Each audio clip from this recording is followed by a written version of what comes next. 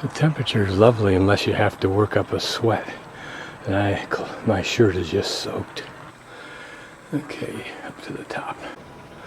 Whether this building was rebuilt during the last recent restoration or not, I don't know. Probably so.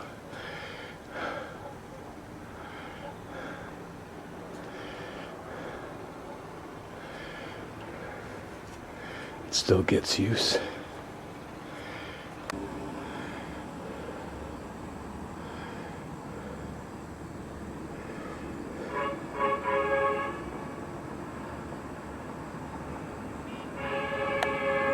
Now you can see that the size, the width of this archway access to the stairs is about the size of that one I was questioning that I had to crawl through. So it was probably filled up just about right here, and then the rest is all covered in. Notice this narrow stairway ledge for standing on to shoot arrows out. Although these holes don't allow for downward shooting, which of course is not correct. This feature ahead of us is a little bit novel. It's an arched platform, if you will.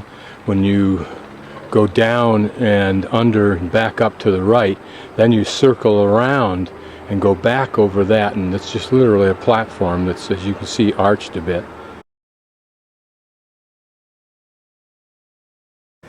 I haven't gotten a good answer for what these holes are in the center of the crenellation sill, if you will. These holes are a little bit smaller than another one. This is about the size of my thumb, but others are about 2 to 3 times that size. The lady at the museum suggested it was where they would place a cannon. The cannon having a pivot rod on the bottom, perhaps. But I notice also this detail here slightly raised. I would have thought it was for some device that could return that would block the hole from arrows for a few moments. Modern bathrooms. And here is access to that road.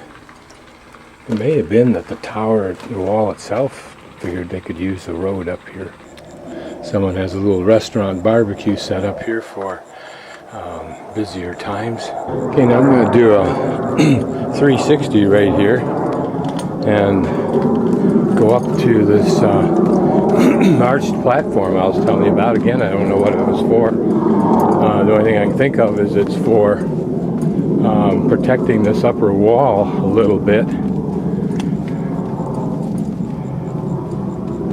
as well as protecting the actual surface of the upper wall in case it was breached. So maybe they thought some people could somehow get over that wall or around it that way. Marginally interesting series of arches.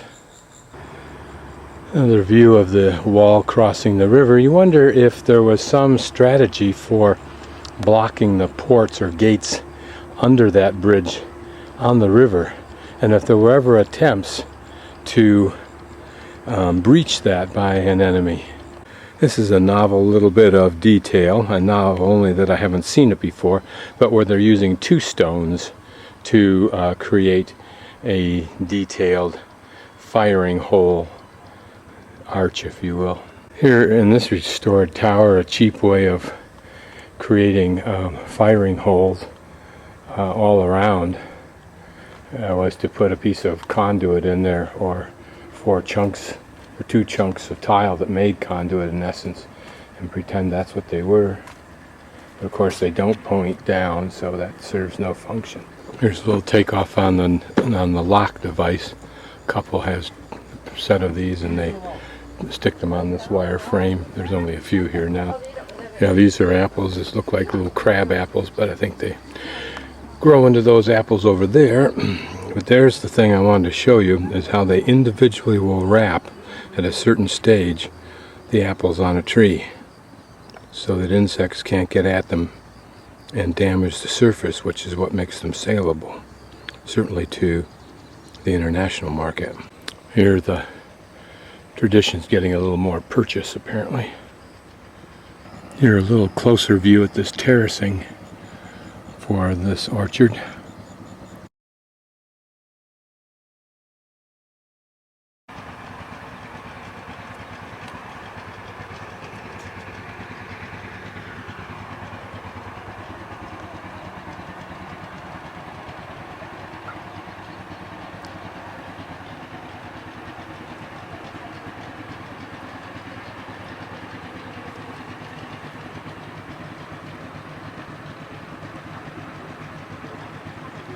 Apparently you can't go up that side. Totally unrestored, as you can see. A Chinese official and the administration could optimistically hope that someday tourism will become so great in China that it will be in their interest to refurbish and expand the restoration of the Great Walls. So maybe here there will be part A and part B.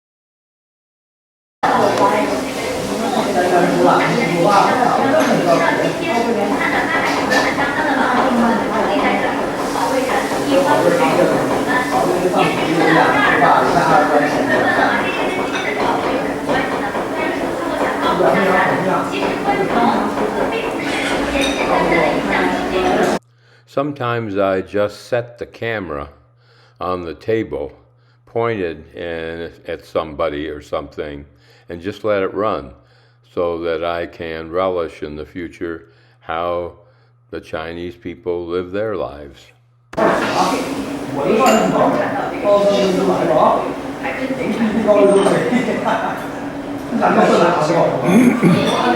It's the common custom that you have a lazy Susan in the center where the people are eating, and even if it's not a lazy Susan, you take from the common plates, of which there are several, of different dishes.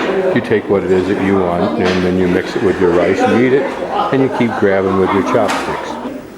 I have no idea what this dish is, but it was in front of the lady with the hat on that you just saw. It had a lot of vegetables, so I thought, well, I'll order it. It has shrimp in it. I'm hoping it doesn't have any other kind of fish in it.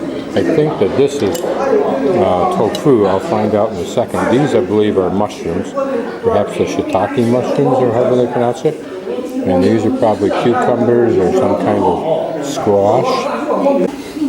I don't know what this is. It's a gelatinous looking stuff, but it seems to be very much like the other mushroom, but not quite. So I don't know what it is, but it doesn't taste fishy. It has a salty taste to it, and there's nothing wrong with the taste of it. Different, of course, from anything I'm used to. We'll find out if this is tofu, but it sure looks like it, doesn't it?